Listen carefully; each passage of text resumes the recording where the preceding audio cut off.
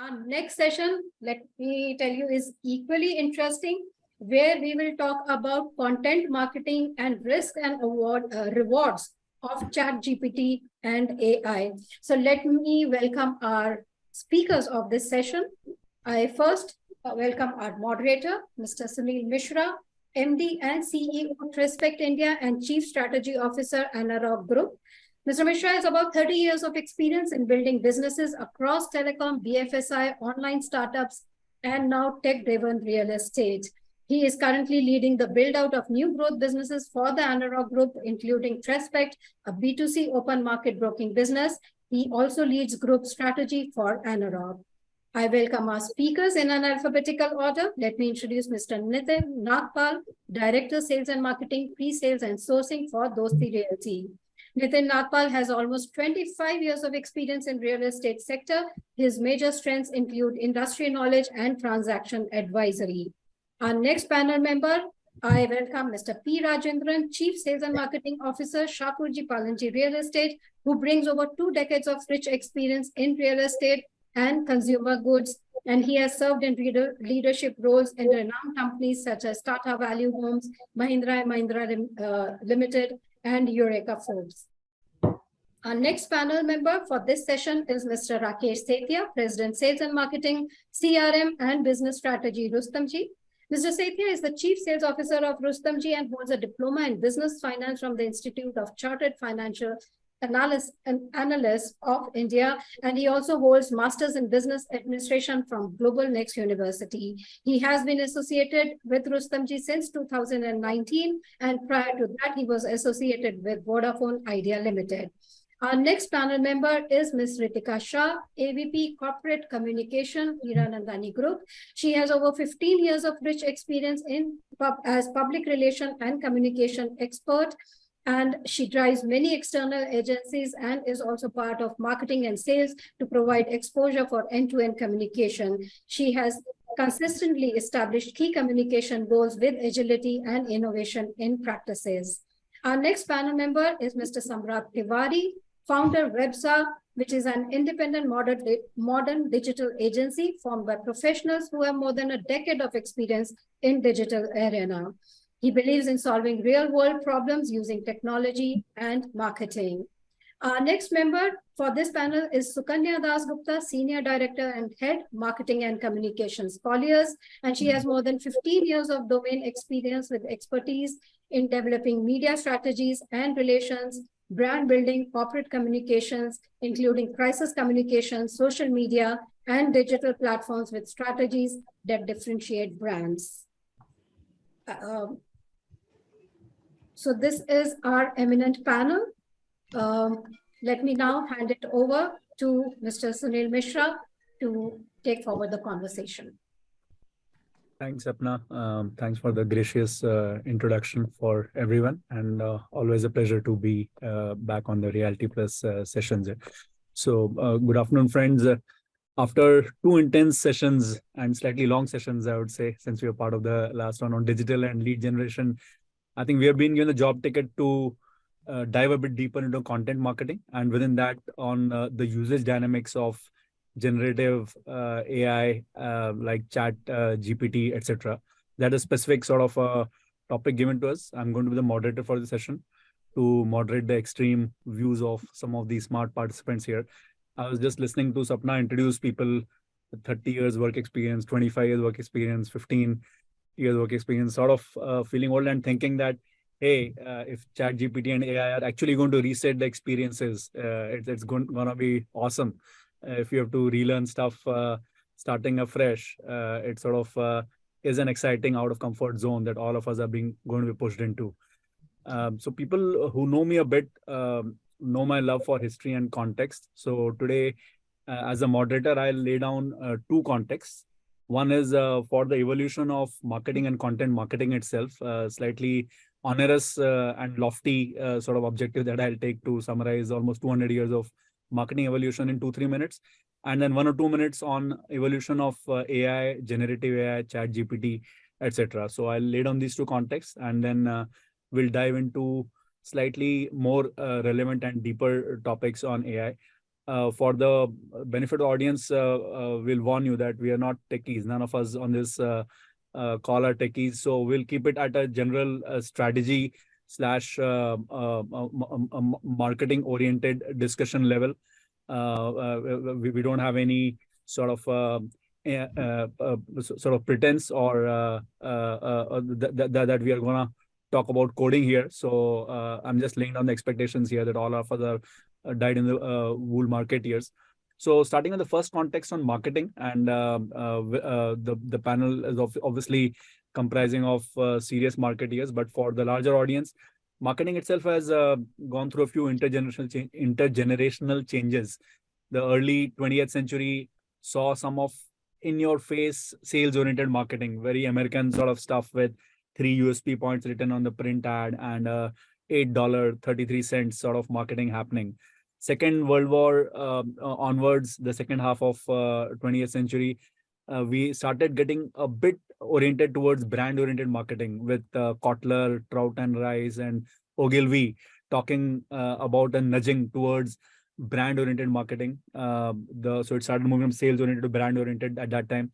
The website started emerging towards the end of this era. You remember early end of 20th century.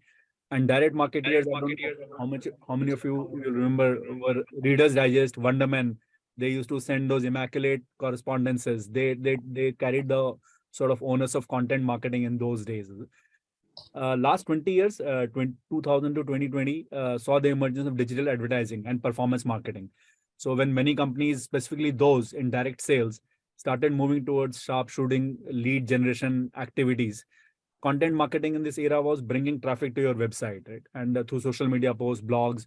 So again, a shift was there from brand to lead generation to sales again. So I'm just detecting a sort of a cyclical change. And thankfully, 2021 onwards, with AI and specifically generative AI and LLMs, large language models coming in vogue, content marketing, I think, has got an unprecedented shot in the arm.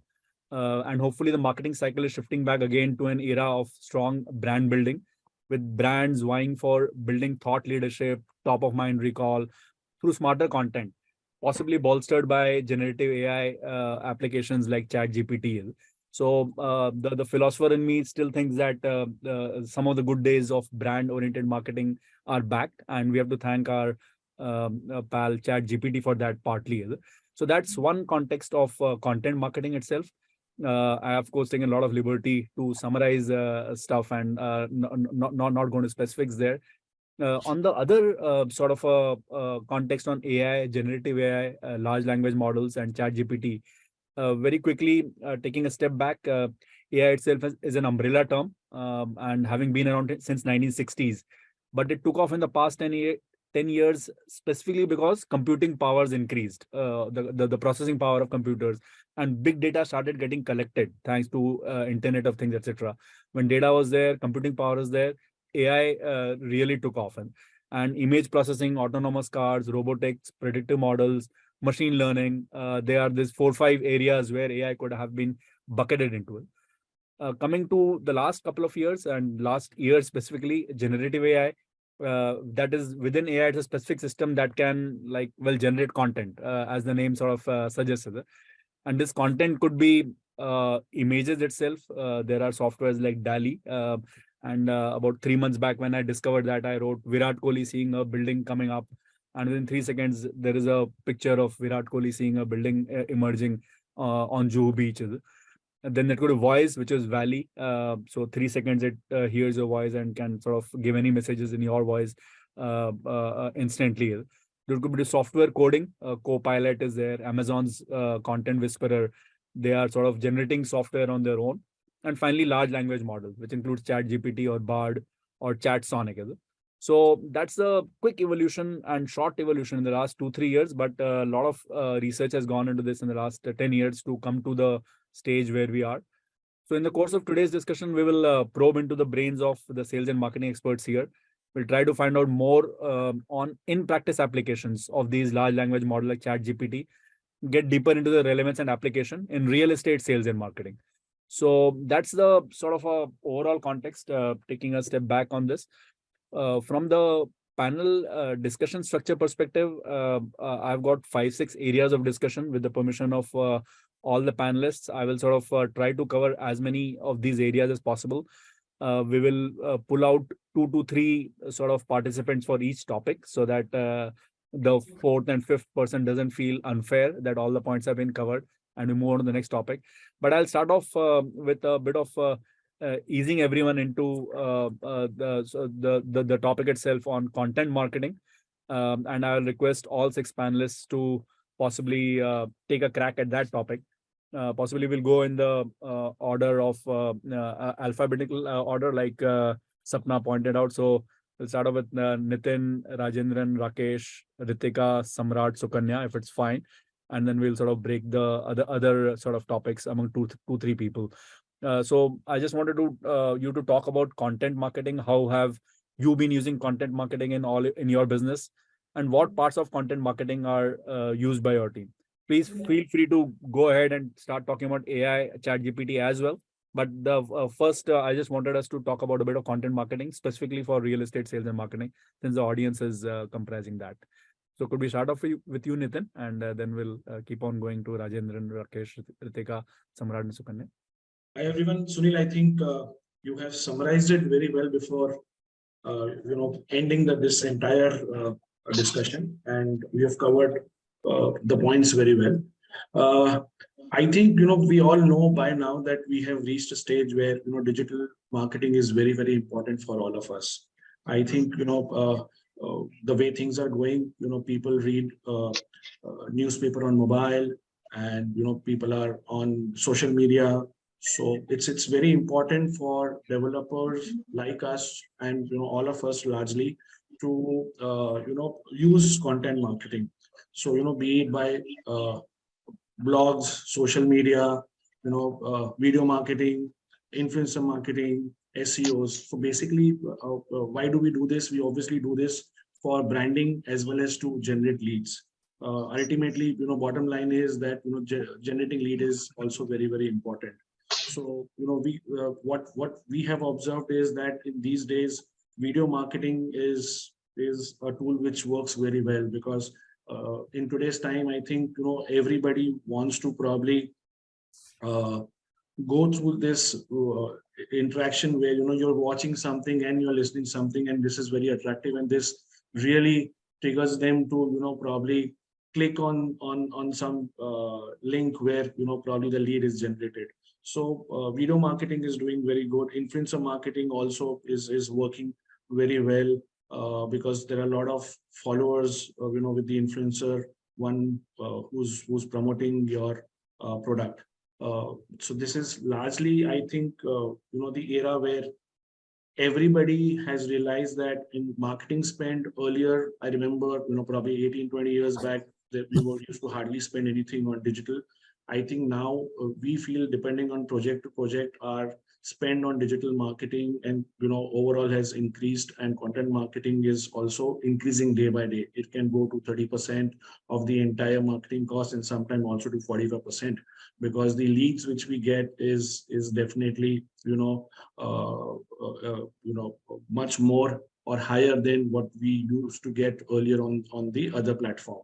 And the last thing on this topic from my end is that it is the best part of digital marketing or content marketing is that it all depends how fast you can reach the client. It's very, very important for all of us when we do such kind of content marketing.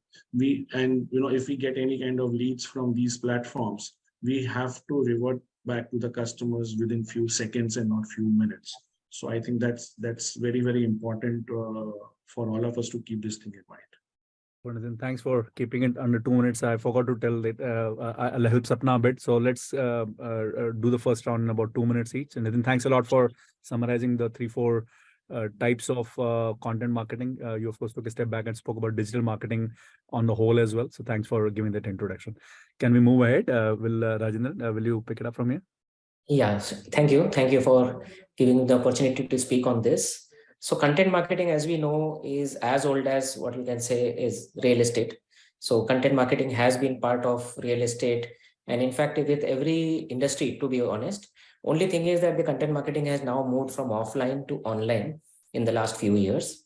And this has actually brought in new medium, which can be used for content marketing, which earlier was limited to, for example, brochures or coffee table books or articles in the newspapers.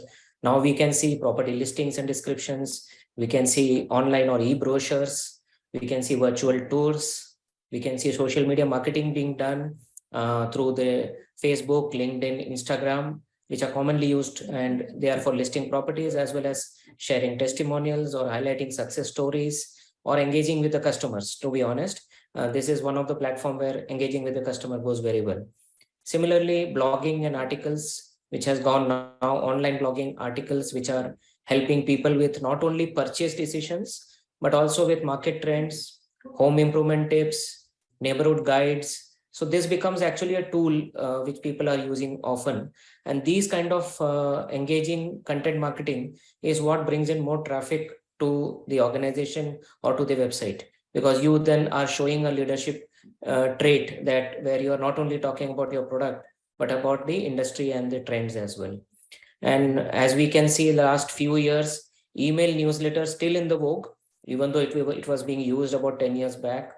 And also what we had earlier was the customer testimonial videos, which are now available easily, which we can be putting on maybe the website or through engaging platforms. And this also become very important for content marketing.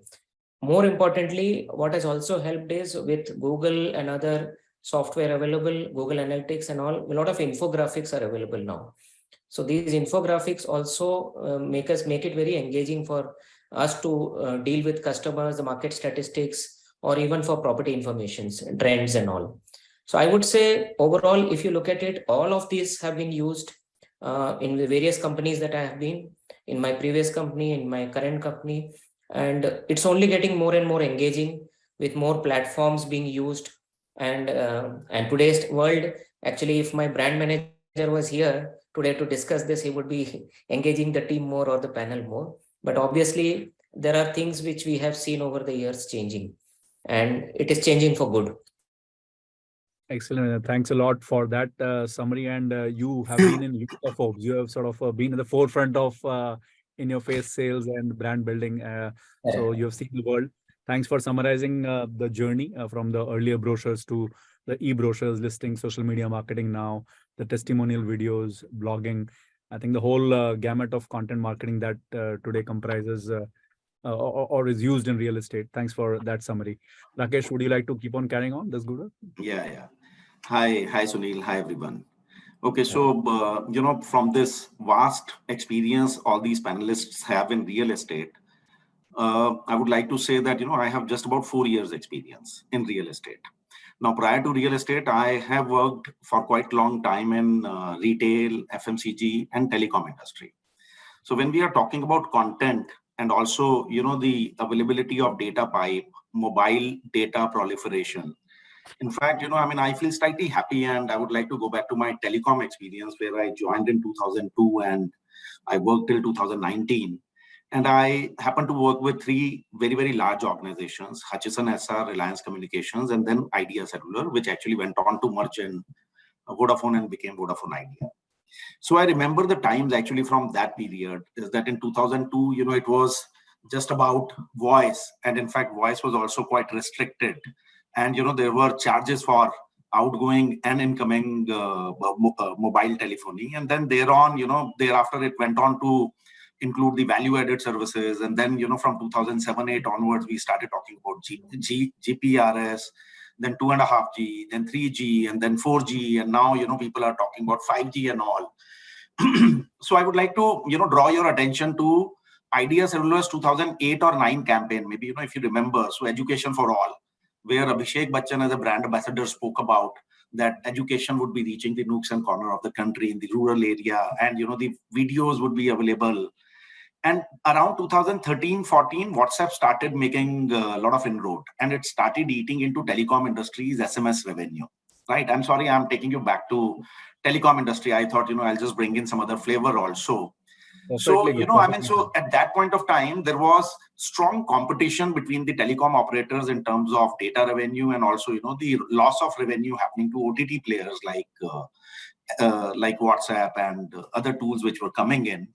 But one thing, which we realized at that point of time was that it is the videos which are going to become the king. Videos are going to drive the data consumption. And what we saw in 2014-15 when 3G got launched, and 16-17 when 4G got launched, the average consumption per subscriber have gone up like anything, So in the earlier time, people would consume about 100 MB of data per month on mobile handsets. And now is the time where the data consumption is as high as 15 GB per month and 20 GB per month per subscriber also. Now with all this penetration of technology, availability of data pipe, availability of so many tools, whether it is the 4G, 5G, or it is the data analytical tools, or it is the chat GPT that we are talking about, the digital definitely was bound to penetrate and bound to take huge amount of growth with the consumers.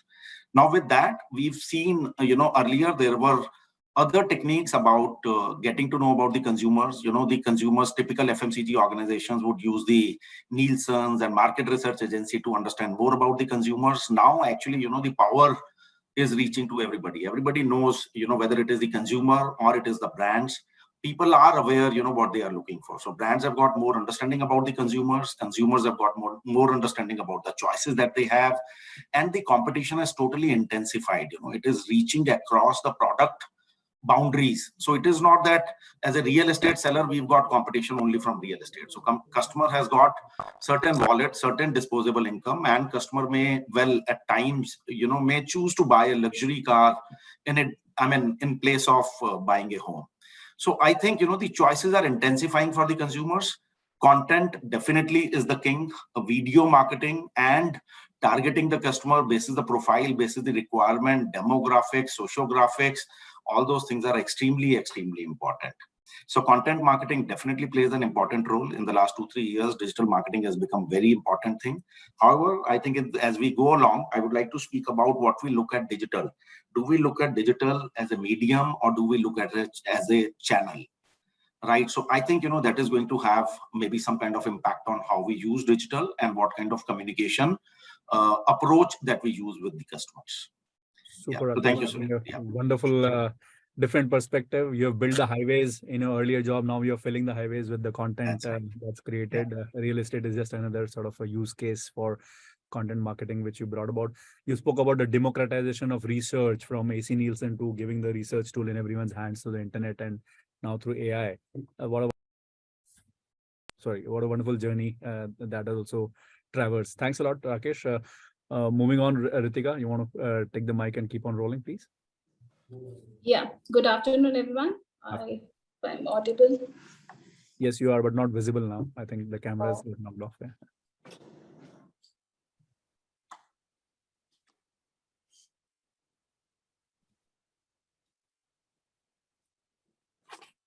Yeah, I think that's, sorry for this technical glitch. So yeah, as all the colleagues mentioned, the panelists said, what are the things that we use in terms of content marketing, right from amplifying the impact and the messaging on the social media to infographics.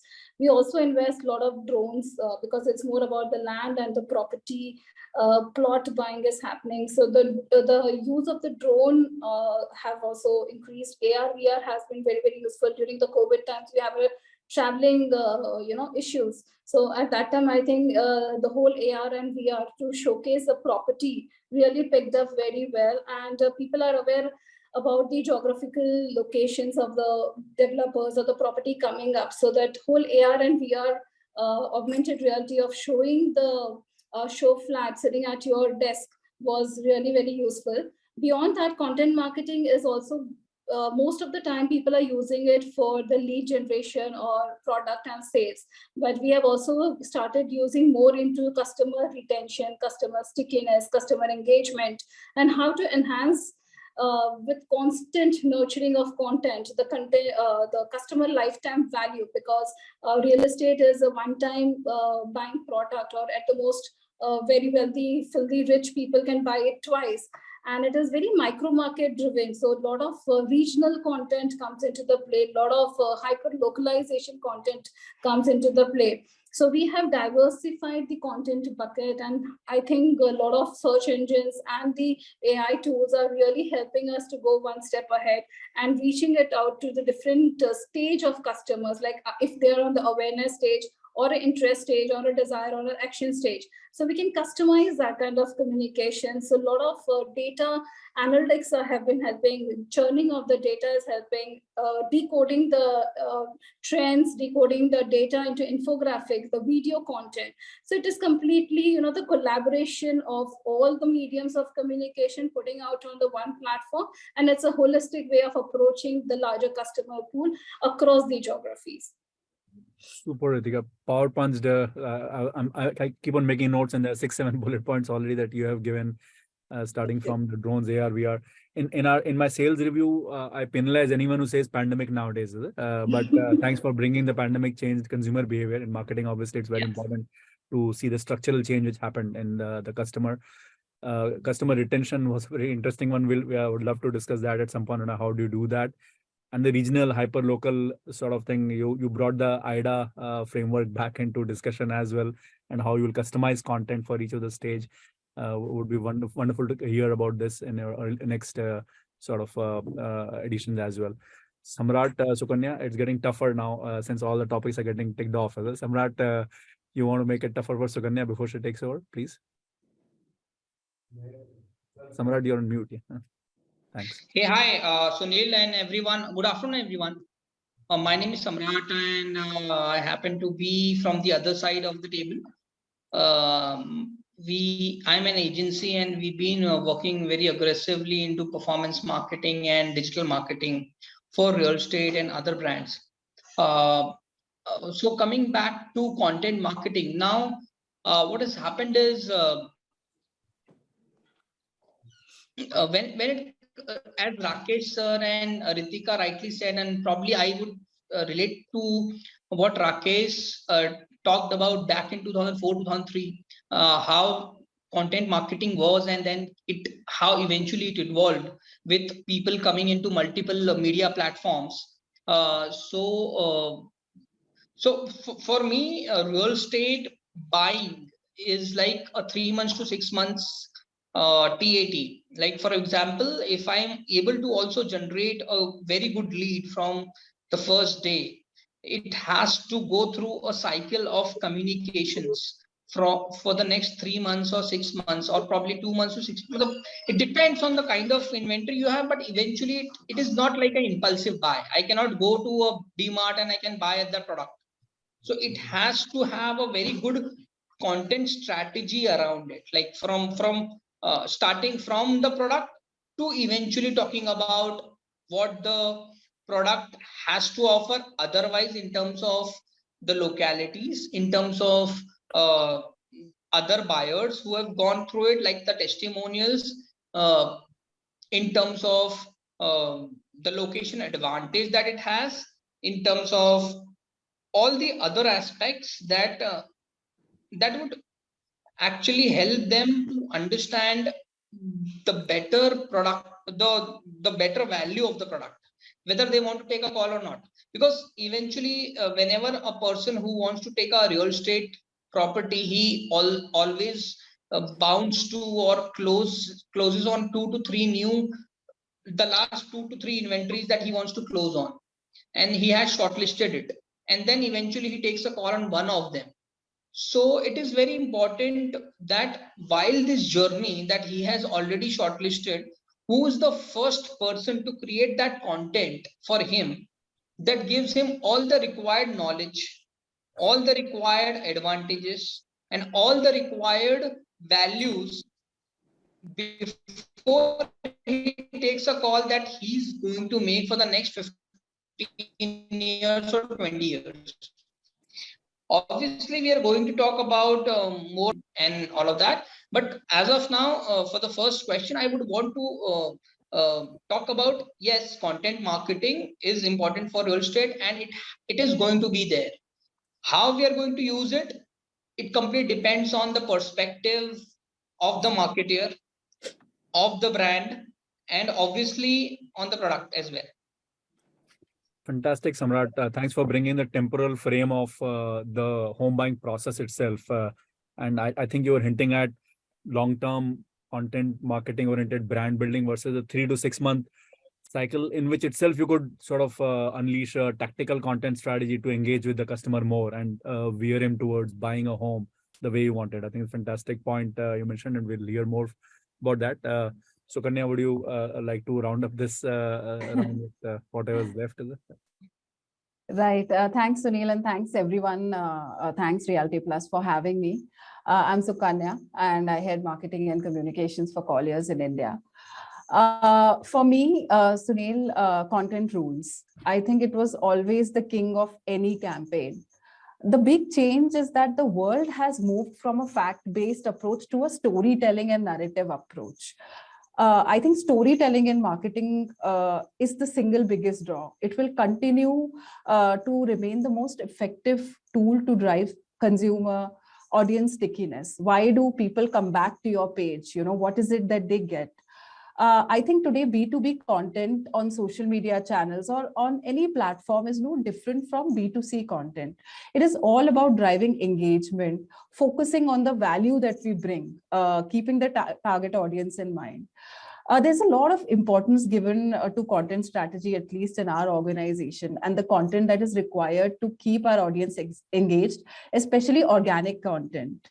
I think everyone, all organizations today are using all mediums when it comes to content marketing.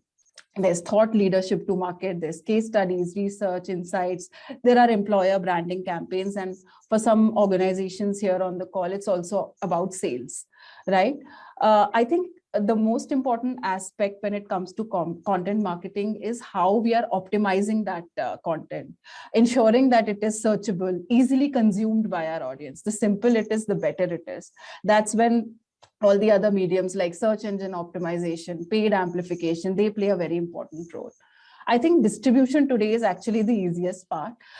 We all have company websites, we have media publications, we have social media, digital channels, and there are so many innovative tech tools that help us amplify our content for clients, for a talent. That's also a major audience bucket for us.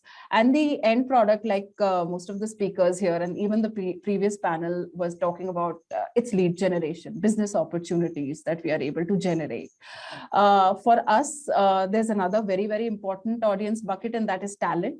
We are looking to attract very good quality talent today for our business. We are a service company. We are not a product firm. So they remain another very, very important audience bucket for us. So clients and talent are the two segments that we are always talking to. So that's why for us, organic and paid content would rule. That's how I would summarize. I think very well ended for the panel. Content was always king, or actually queen of marketing, if you may. Moved from facts-based to storytelling, and I started remembering Yuval Noah Harari's *Sapiens* on how humans evolved after cognitive revolution, and storytelling was the way they went ahead. Coincidentally, large language models is the language part of what *Sapiens* brings out again, and all this is sort of actually converging into current sort of advancements in AI. But love the keep it simple rule that you mentioned, optimizing the mix. And thanks for bringing out the employee as a sort of a recipient of our strategies, which is so important for many of us services companies and even real estate developer companies. I think talent is a problem everywhere. Super great. I think lovely set of points from all the marketeers. Thanks for that. We'll change gears a bit, get into a slightly AI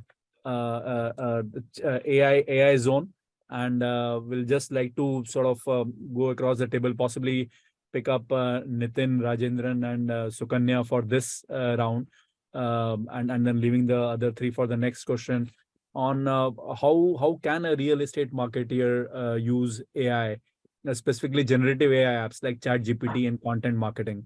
Is your team already using this in a serious way? So that's just I wanted to check with you guys. Nitin, you want to start off, then Rajendran can add, and Sukanya can end that. Right. So yes, as I mentioned earlier, we have been using it, and that's the way forward, I think, for all of us, the way things are happening.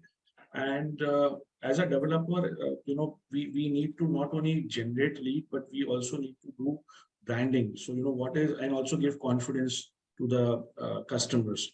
So what is important at this point of time for us is, how do we do it? So, as I mentioned, be it video marketing, be it social media, be it SEOs. So we have to ensure that, there's, depending on the project, depending on, what we want to market, the advantage of AI is that, we can select or define a TG, where I want to market, how I want to market it, who my TG is, depending on various timelines, various factors, various, approach, and basis the walk-ins what we get.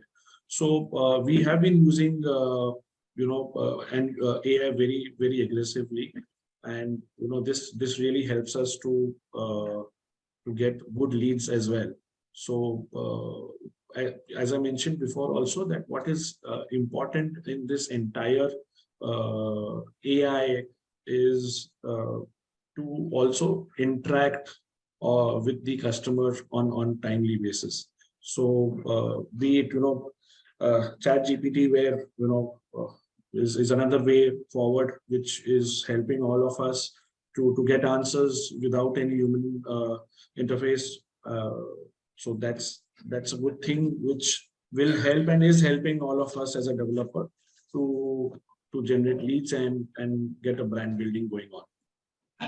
Super, Nitin. I think I would just clarify, but take a step back and make the AI family a bit more general, because so anything on Chat GPT, predictive artificial intelligence, user chatbot, voice bot, or even anything to do with NLP or something like that. If you're using it for the benefit of audience to know that more. Rajendran, you want to continue? Yes, so I was coming to that. Thank you, Sunil. So basically, currently what our team is using, and we've been using it for, I think, last couple of years since the time AI started functioning on the various platforms.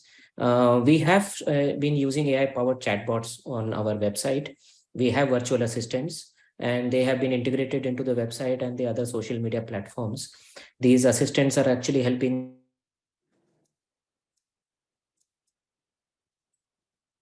Sorry, is it me or have we lost Rajendran? Yeah, even I think we lost it. Interact with the and they are engaging with the visitors in real time. Like as we said now today, in the last discussion also you saw, they're expecting answers any time of the day. And we not being present physically, but engaged through the chatbots, it is helping us get visitors in real time, offering personalized recommendations, and also helping guide users through the buying or the renting process, whichever the case may be. We also found that AI is helping us in optimizing our website. So all the user data that we have today, the browsing behavior, the preferences, it is helping us to optimize the website, even helping us customize the emails based on the preferences, and also understanding individual interests and preferences. So we have been able to do that on some of the platforms with neighborhood guides, investment opportunities, and some of these have been implemented. Some of these are work in progress as of today. So like, as we said, as a market leader or as somebody who is leading the real estate market in a particular micro market, we will be able to also provide market trends. So these are also based on some of the searches that they do. In addition to that, we also have lead nurturing and email marketing, as we discussed earlier, even content optimization and SEOs, where this is helping us with meta tags and all, analyzing keywords, keyword searches. So this is also helping us improve making it more SEO friendly. What we would want to also get into, currently maybe not used in a big way, is use of Chat GPT or AI for generating ideas, for example, blog posts for social media content. It may not be exactly the content, but even, for example, providing keywords or target information or specific themes, at least it will set a context through whatever hints or output that the ChatGPT or AI gives us, it can become a spark, or it can spark our creativity to that route. Another possibility would be to get the initial drafts, for example, which can be then refined based on what the company stands for, what are the brand values. Based on that, we can modify, but a basic draft can always come out of a ChatGPT and AI on the content part of it. I think these are few things. Some of them definitely we have been using for a couple of years. And as I said in my earlier discussion also regarding data analysis, a lot of real estate market data, demographic information is available. So those are also being used extensively by my team for research, for new product development, for market analysis, for even seeking new land parcels where we should come up depending on what, like we get a lot of data on where the people are searching from.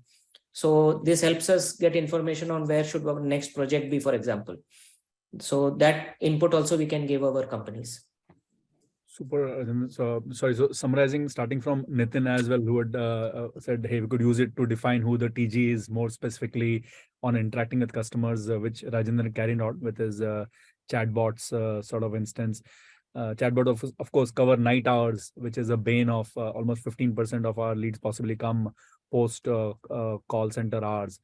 And I love the point about developing market trends, Rajendran, based on the data that you get. A lot of it is website analytics as well, looks like, from what you were describing, which has been around, but they will become sharper now with AI coming in there. And Yes. I think you intend to potentially use ChatGPT. I'm sort of almost telling the audience on behalf of all of us that none of us have used ChatGPT for the last 30 years or 30 months. Possibly we all have started dipping our toes in the water. So the discussion is, what could we use it for specifically in real estate sales and marketing as well? So Kanya, you or your clients, have they got any experience already on using ChatGPT or any type of AI in content marketing? Yeah, so I think baby steps, that's what I would say. As marketers, we are always hungry for new technologies, for new ideas, strategies, tools, that could help us increase our brand visibility, generate excellent, relevant content that delivers the brand message in an effective way, and also ensures that our content and campaigns reach the right audience. And I think this is the story of every marketer, regardless of which industry they come from. We are all looking to target a specific audience with engaging content to promote our service and enhance our business growth. We've also started exploring ChatGPT for our social media content. Like I said, baby steps. It is definitely a great tool to optimize time. However, it does need a human intervention, in the sense that you need to be very clear with the brief, with the right keywords, using the right keywords to achieve good results. Otherwise you just end up wasting time and effort. I think everyone has heard the jokes of how AI is, doesn't comprehend what the outcome that you're seeking. I think we've all seen those jokes and memes. So I think that human intervention is very important in ensuring that the tool works right. So when expectations of the tool are set right, half the execution work is done, giving us more time, I think, to work on creative and strategic planning, for whatever is next on the agenda. So it definitely is a very productive way to ensure that we get ample time for a lot of other things. It is a great tool, but I would say that it is most effective with the right human AI collaboration. Fantastic, Sukanya. So you brought the other topic, which could be an elephant in the room in many AI discussions, about human intervention, and you very cleverly protected all our jobs by saying that the strategy and the refinement comes after the initial content. But on a funny note, but prompt engineering, and a prompt engineer in the US now get $300,000 starting in salary, and why it's so important to word the questions. So this, I don't know how many of you read your Greek mythology and the Delphic oracle, where you had to word your question in a very smart way to the oracle in Delphi. Otherwise, you used to get the wrong answers. After 3,000 years, it's being repeated now in the AI world. Thanks, Sukanya. And thanks all three of you. The next topic was almost related, and you guys could continue, was on the specific benefits of generative AI application like ChatGPT in content marketing or even the larger marketing area. And the other three leaders can keep on talking about your organizations, if you have implemented something or what you intend to do. So if you can continue the sort of discussion with Rakesh, Ritika, and Samrat, going in that order. Rakesh, you want to kick this off, please? Rakesh, you there? Rakesh's screen seems to have frozen. Ritika, you want to carry on till Rakesh comes back, please? So again, the benefits of ChatGPT, generative AI, LLMs, AI in real estate in your company, or potential use, please. Yeah, so as rightly Sukanya said, it is baby steps, and we all are trying, experimenting, exploring how it really works. But to me, real estate is very, very hyper-local product, hyper-local market. And real estate itself as a business has evolved from just, product to customer orientation. A lot of customer centricity have come into play even into real estate. So earlier it was very product centric. Now it has become very customer centric, and where I see a lot of space and service integration coming into the picture. So the whole purpose of content marketing, I think most of the people are using towards the sales, towards the customer acquisition. But what happens once you are onboarding the customer? How do you nurture? How do you keep them engaged? How do you keep that retention alive? How do you service them with the content? Because they are your elite customers, they are existing customers, and if you can encourage them. So first of all, it's more about building the community with the customers, like the customer community. That's the today everybody talks about the tribe and the community. So your customers are the basic important communities that you need to keep engaging with them. A lot of business comes from the referrals in real estate. I would say, because it's more about the word of mouth publicity, and with all the other tools, I still feel word of mouth tool is very, very effective in real estate. So customer retention also helps. Sorry. Yeah, it also cut down on a lot of your customer acquisition cost. First of all, so the whole journey begins from nurturing to bringing, extending their lifetime value with you. And today we also focus more on the reward, reviews, and referral strategy. Because that's what everybody looks upon, the reviews, and they want to know the referrals. They want to be encouraged or given like a deal sweetener for referring the client, and as well as the kinds of rewards, like how are you going to reward them with a very constructive reviews. Today the audience go and check on the social media and other sites on the reviews. So all of this happens because it's useful to have a lot of predictive output from the AI tools to understand the trends, to understand the market, to give an overview. So it is a more of a content, it gives a condensed inputs and condensed, condensed inputs, information at one place. So it's more about the research platform than I would say, then, it's not about just picking up directly from there. It is not an authentic voice. You need to add a lot of brand value to it, brand ethnicity and authenticity value to it. Customization in communication needs to be there when you pick up information from the AI, but it works as a guidelines to you. So for me, it is more about the guidelines. It definitely lacks human intelligence and brand ethnicity. So for me, it is more about the storytelling. It is about the value proposition that you give to your existing customers. How do you keep them for a longer period so that it reduces your additional customer acquisition cost, and the referrals, reviews, and the rewards. I think all of those comes into the play when we are working on this community. So we always see as a brand tagline, we say that we're creating communities, delivering happiness, because delivering home is beyond the product. So it is more about delivering happiness, and the customer experience comes into the play.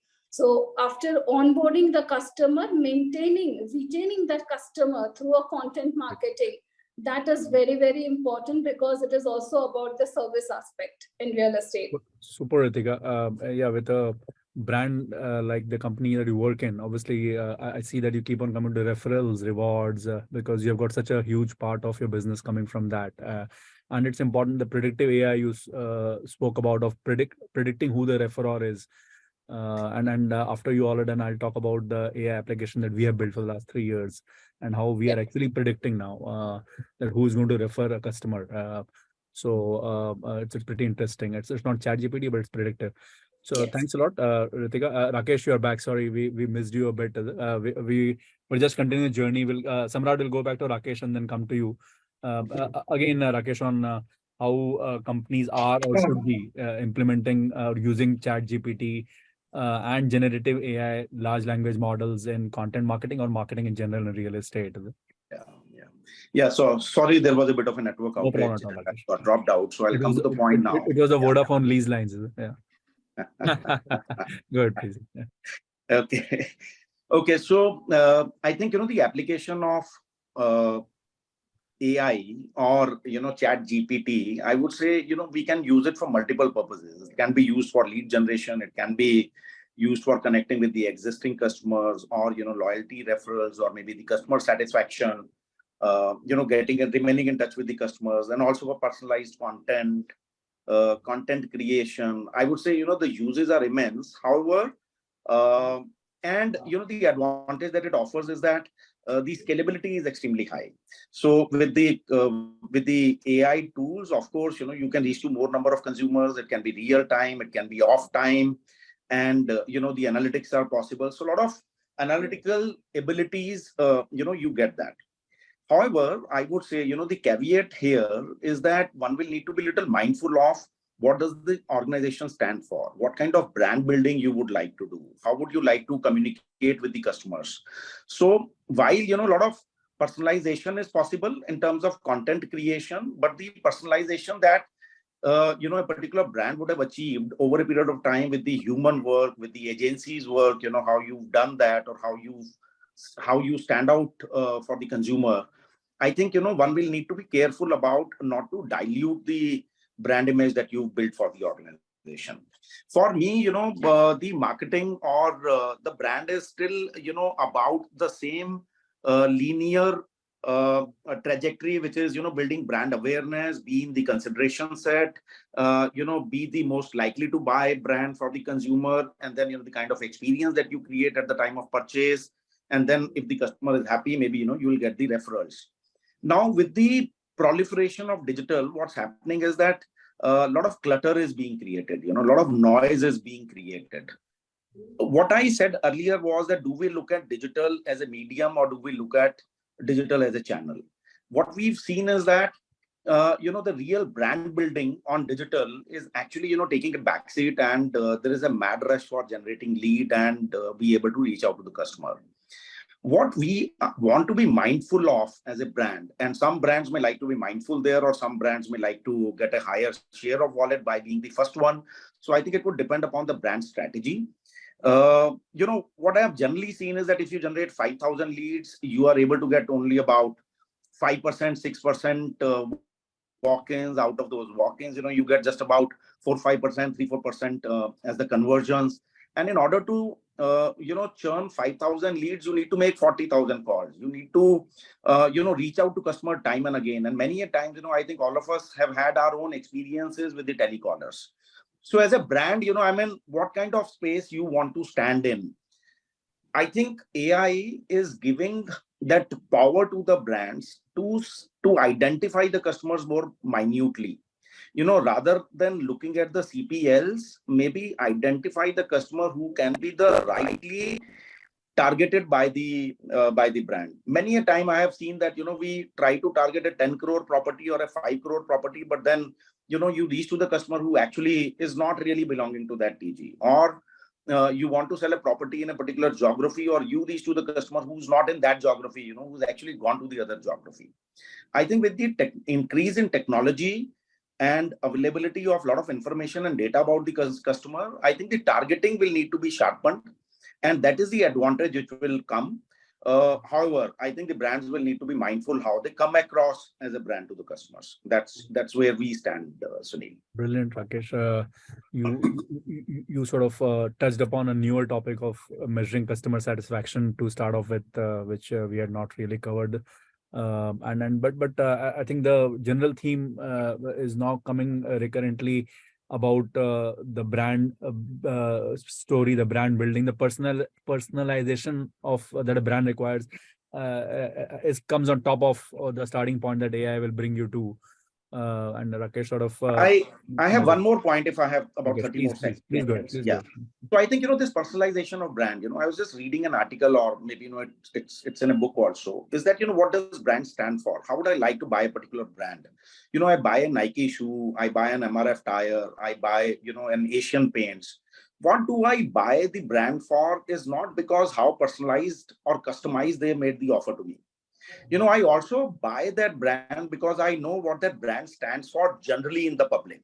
Why? If I buy a Royal Enfield motorcycle, what kind of image Royal Enfield has, not just as a product, but in the minds of people who buy that, right? If I buy a brand, now too much of personalization, where is it that the brands are going to lose the essence, the core? I think that is where everybody will need to be mindful. I think the marketer will need to be a little careful about how much of personalization, how much of customization. And in fact, I have seen quite a lot of it in my telecom industry, where we used to send across, the personalized packages. One package could be available at 100 rupees in the market. That plan would be given to some customer at 50 rupees. I think rather than doing good for the brand, I think ultimately customers were saying that, why not? Hey, why not you discount the brands in the open market? Why are you running so many customized offers? So various points. I think, the marketeers will need to be careful. I think salespeople definitely will feel that it's an opportunity, just do the cold calls, just reach the customers. But I think we'll need to be mindful of the targeting that we do. Well said, Rakesh. I think you were referring to Simon Sinek's book, the Why framework.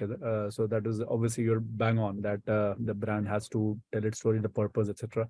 And the CPL to CPQL, which you mentioned, the sharpened qualified lead instead of lead. I think it's such a important, and I'm sort of very curious to just see what will happen in the next 9 months, 12 months on the lead generation side. I think content marketing, it's already ChatGPT is impacting. So to round it up, we'll bring the master of agency, Samrat. You have been dealing with hundreds of clients, Samrat.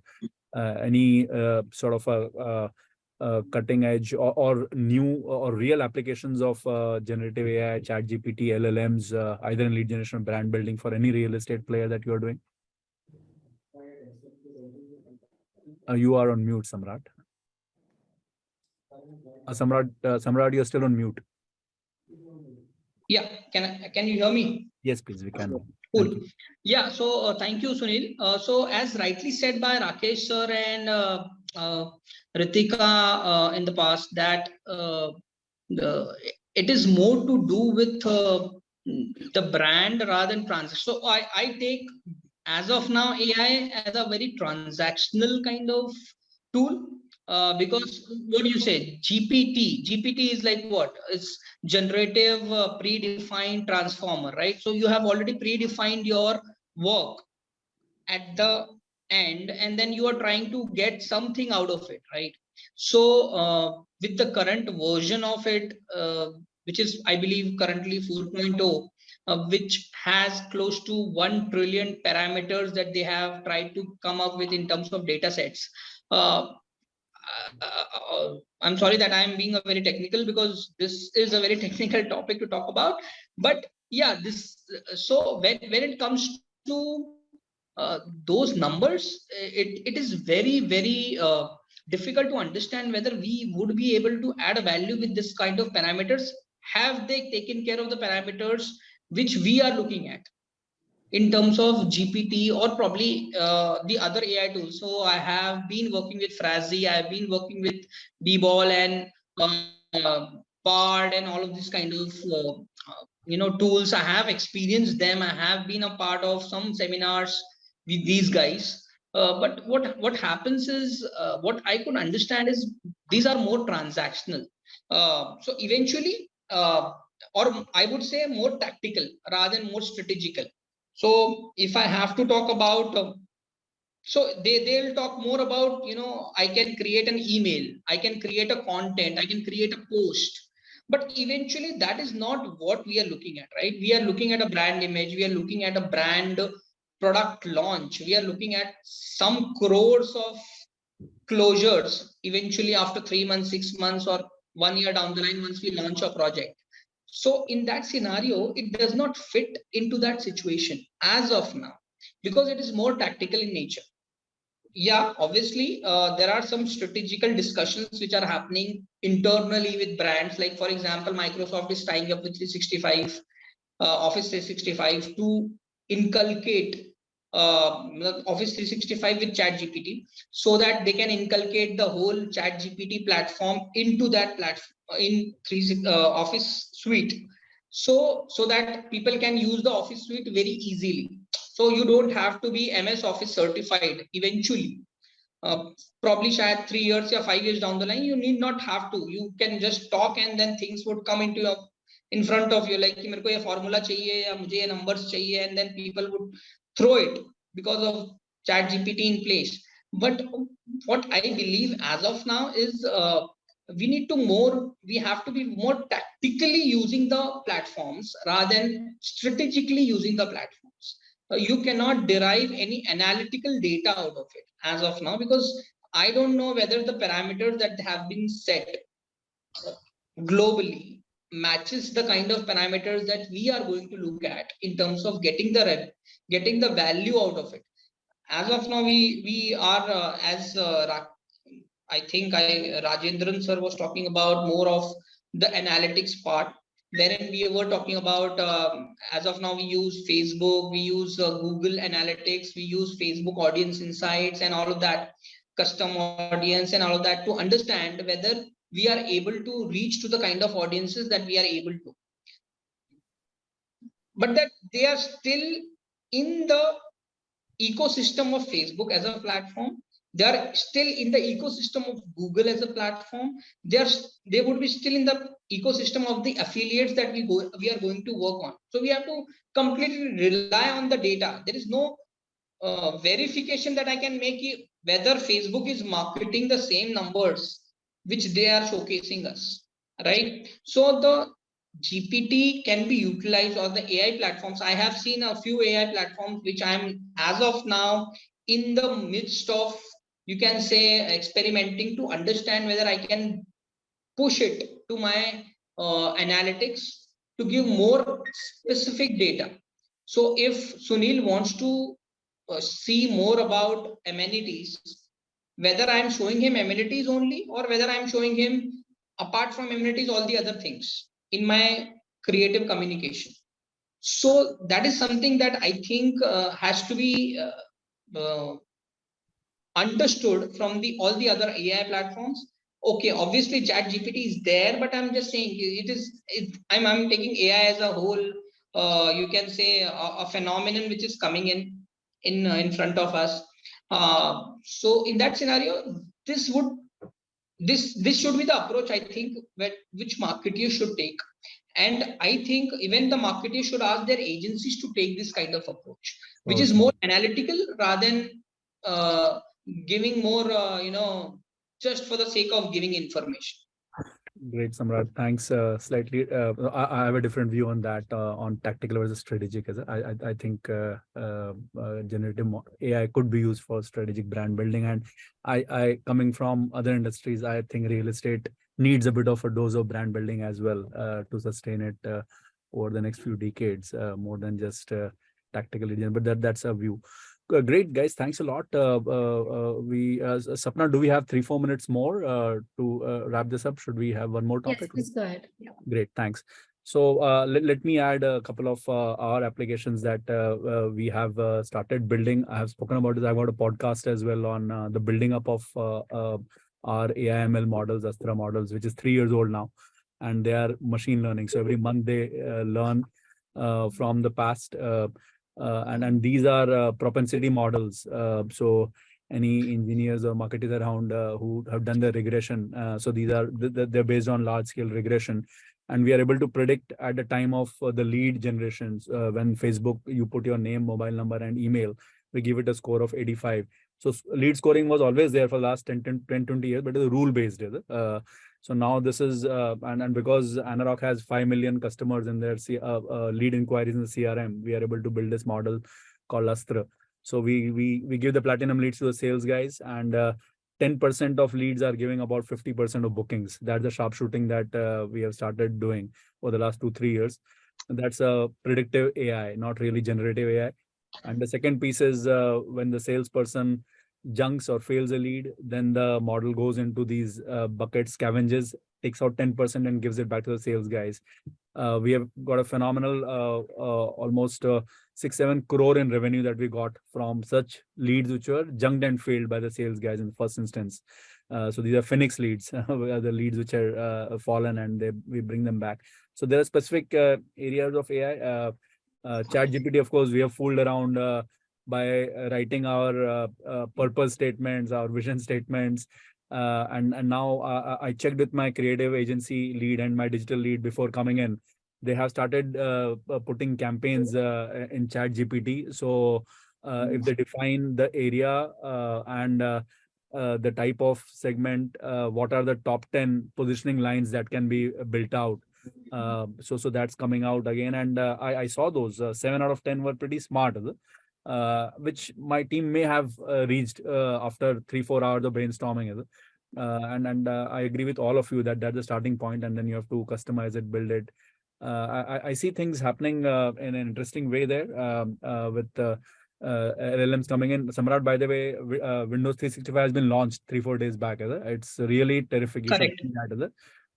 You can do macros in Excel by just talking to it. We saw it 2 days back. And PowerPoint slides, if you tell them what you want, the PowerPoint deck is coming up. So this is crazy, but all of you should see that in the next 2-3 days. They have launched the beta version of Windows 365. It's crazy. They have we've already got that session done with Microsoft. Yeah, that is the reason I was talking about it. Right, that's awesome. Super.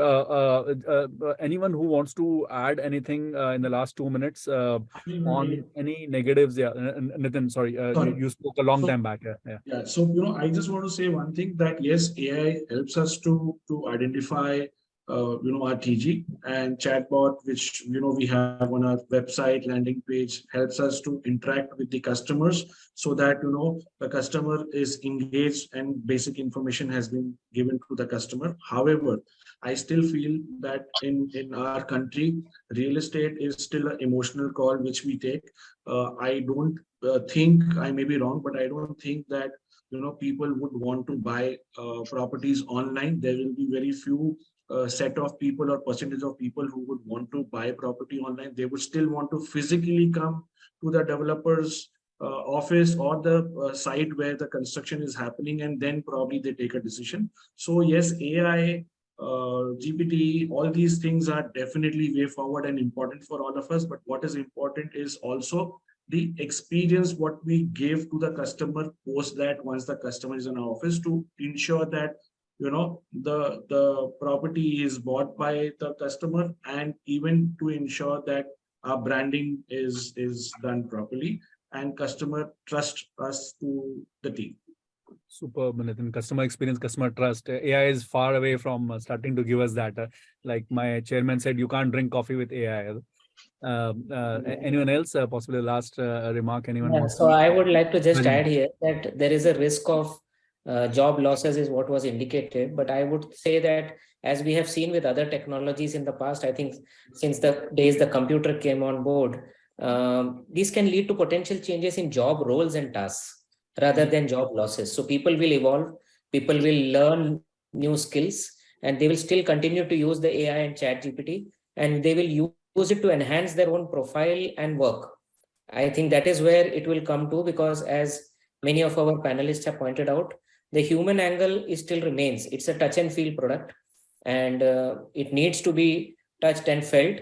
Even though we might boast of, like in my few companies, we used to boast of 18 to 20% NRI sales where not even a single person visits the site.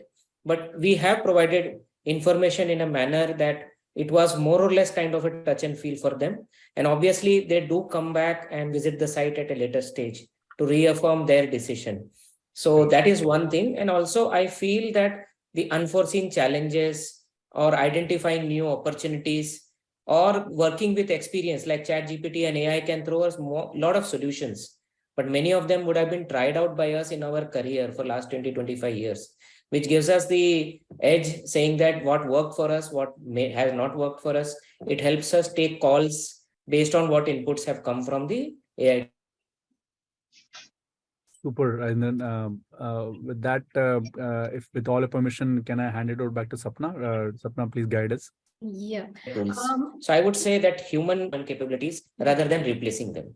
Yes. Sorry, then we lost you. Yeah. We Yeah, lost. I just want to have a word on the same before we close on this. Is as rightly said by Rakesh sir and even Mr. Nitin sir, that obviously real estate requires a good amount of personal or physical communication before we get into a digital communication. Although obviously digital can be a part of capturing a lead, but the closure happens always on the site, no matter what happens. So it is very important and very evident. Then how do we nurture the leads from the lead generation to the person who comes on the table? And as of now, I understand that a lot of agencies would talk about AI and GPT and all of that, which is there in the market and might add a value. But eventually, if you see, none of the customers, it is more of a B2B product rather than a B2C product. So none of the customers are using it. So I have a very good acquaintance and I have a good amount of people who are working with me and from the digitally literate profile. But still, if I have to ask them, what was the last time that they used any AI tool?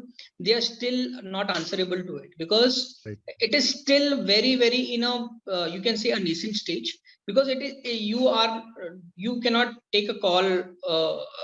Obviously, it is like it's like a motherly you can say sentiment. You cannot replace a mother, right? You have learned it all over last 20 years and you cannot replace someone because you have come with a tool and then you start using it. So eventually, I think it is, as everyone was saying, it is going to be working with human intervention, but it cannot replace it.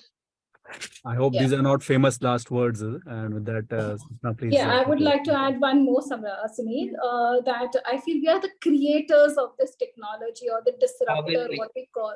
And the creator cannot be enslaved by the disruptor. So human intelligence will overpower this always. And we cannot discard the importance of market intel. So market intel is still not fed on the ChatGPT, and the importance of social and personal networking on ground, what market is thriving and breeding on the information still becomes very, very important in decision making. So let's use AI as a guidebook and not a rule book. That's what I would like to put it up. Super. Thanks a lot, Ritika. Sapna? That's right. I think technology has its advantages, but it would have been really nice if we would have been doing this in person. That would have been a different flavor. So one question that is very interesting that has come to us, apart from the technology that we have been talking about pure content, because everyone said it's storytelling, it is emotional connect with the customer, brand building. So the question is, should brands and marketeers avoid political and cultural topics, or is moment marketing effective? Anyone? Sunil, who do you pick to take the... Rajendran, Nitin, Rakesh, they are running big brands. So political, yes, I would avoid. Okay, but cultural moment marketing has been in vogue and we have used it in the past. And it is something which actually links or relates to our TG. So for example, if it's a cultural festival and we are doing a moment marketing activity around that, and we are able to connect with our customer, it gives us a lot of trust and likability, to be honest. And people believe that the brand is one of us, and that needs to be there. So we can't avoid that actually. And I would encourage that brands should actually look at it. Okay, but avoid political and social issues. Yes. How Yeah. Social issues depends on, as somebody said about the brand, what does the brand stand for? If the brand has been standing for something on social issues, I can see a lot of new age brands have been standing for social issues and have been voicing their opinion or the campaign around that. If the brand stands for that, they must. But some of the brands don't link very well with the social issues, and people believe that they are just being in the discussion for the sake of it. So they will not believe them. And Sapna, I'd just like to add to it that I think when it comes to moment marketing, at least in a culturally rooted country like India, where people connect with people connect with emotions, it's I think very relevant today. Moment marketing is very, very relevant today. And adding to that, there are certain new fads that have come in, like Mother's Day, Father's Day, so many days that have got added to all the festivals that have also become very important and relevant. There are huge marketing campaigns of crores running on a Mother's Day or a Women's Day or a Father's Day, etc., etc. And that's why it's important, I think, for brands to build content around it and stitch it into their strategy. Okay. I think the question comes from because we have seen some backlash, like a punished ad and something. So I think it comes from that the intentions were good, but I think it was not received well. Mr. Sethia, you wanted to add something to it? Yeah, so I would say social is definitely a responsibility of the organization. So I would say maybe, there's no harm in talking about this issue. Recently, Facebook has done a beautiful video on women issue, the eve teasing issue in public and all that. So recently, I just saw a video by Facebook, and it is not just a recent phenomena by the New Age organization. Even in the olden times, Tata Tea also used to have, Jago Bharat, Jago kind of a campaign, So they had also done that campaign in electronic and print. So social is very much a part of, gaining some kind of stature in the market, in the minds of consumers, that you want to talk about the issues which are bigger than your profit issues.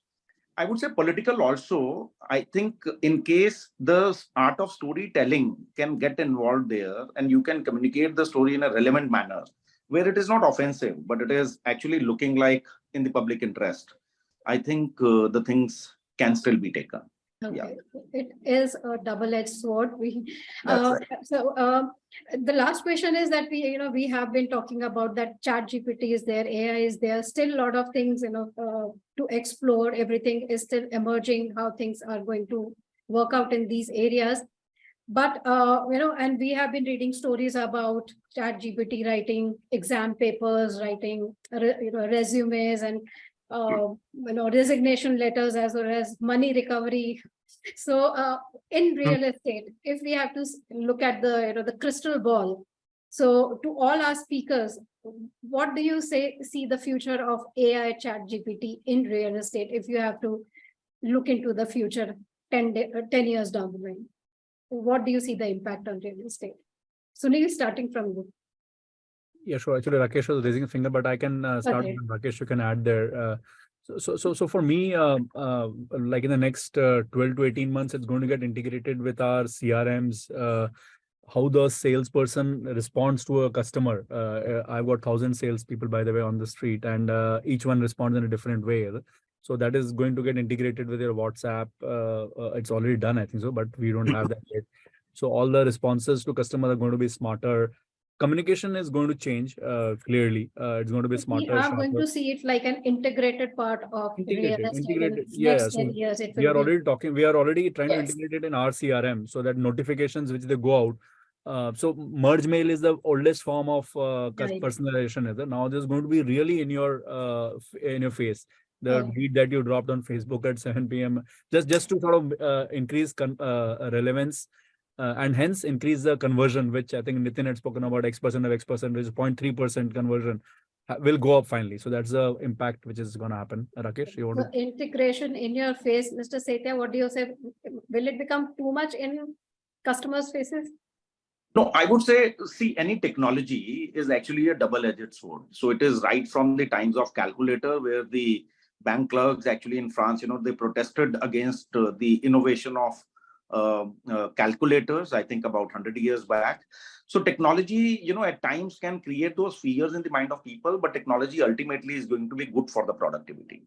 So this technology is also here to stay. I think it is going to make the communication that much more sharper, that much more focused. But I think, again, as Ritika also mentioned, that it is not going to replace human beings.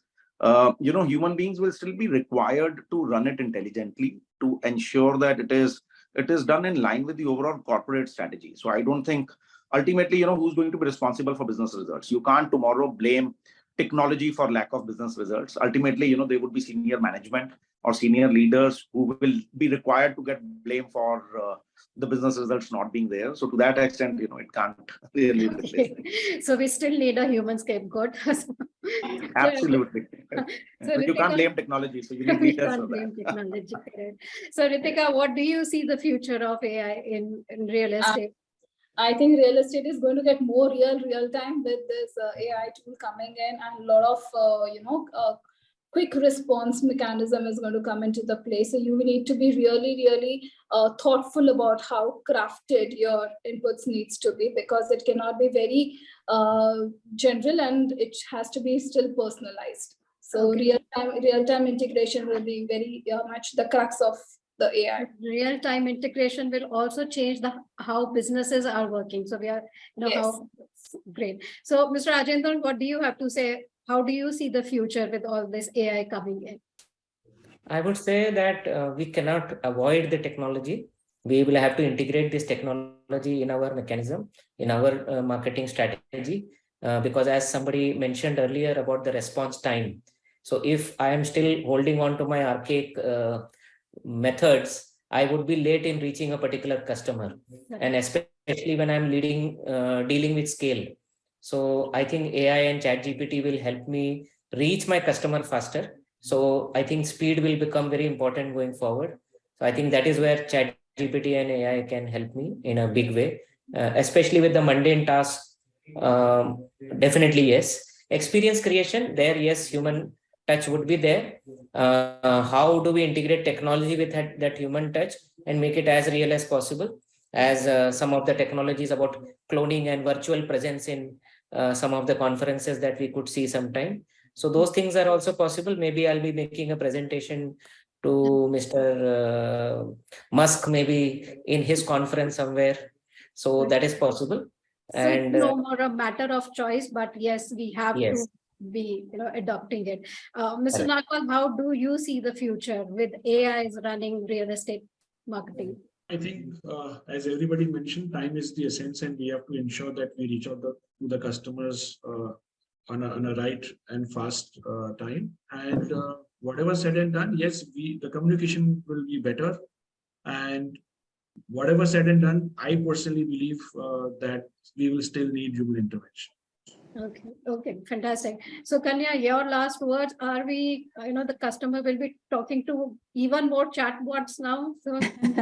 So I think, Sapna, that, 10 years from now, there's going to be a lot of disruptive coexistence, if I may call it, between AI-led technology platforms and humans.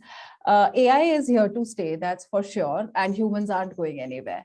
And, it's human intervention, like I pointed out earlier, that collaboration has to, be there. And at the same time, we cannot discount the fact that it's an exciting tool, that it's a disruptive tool. And I think the sooner we learn to adapt it, in our marketing strategy, it will help us stay in the game. And my last line would be that it's a great tool. I think we should learn to harness it instead of completely relying on it. So that's right. Yeah. I think, technology is still a technology. It all depends on how we use it. So fantastic session. I think we got a lot of learning out of this, a lot of fantastic viewpoints from all our speakers today. Thanks, Sunil, for that wonderful moderation of the panel and getting the best out of our speakers. Mr. Nagpal, thank you for joining us. Mr. Rakesh, Sethia, for your valuable inputs and views on this topic. Ritika, Sukanya, Mr. Rajendran, and Samrat, thank you so much for joining here today.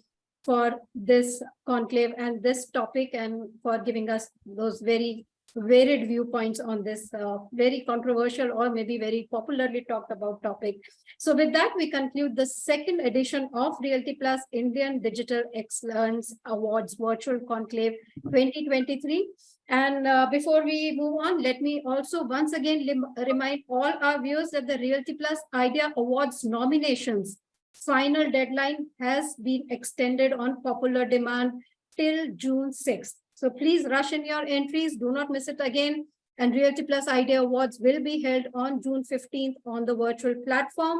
And now let me express our sincere gratitude to all our expert speakers of the day who had been here with us since morning and for making this conclave so informative, interesting, and not to mention, thanks, thought-provoking. Thank you, Sapna. Thank you, Thank you, Sunil. Sethia. Thanks, Thank you, everyone. everyone. Thank you. Thanks, Sunil. Thanks, Sapna. Thanks, Thanks. Thank you, Ritika. Okay. Thank you, Bye. Mishra. Thanks, Samrat. Bye.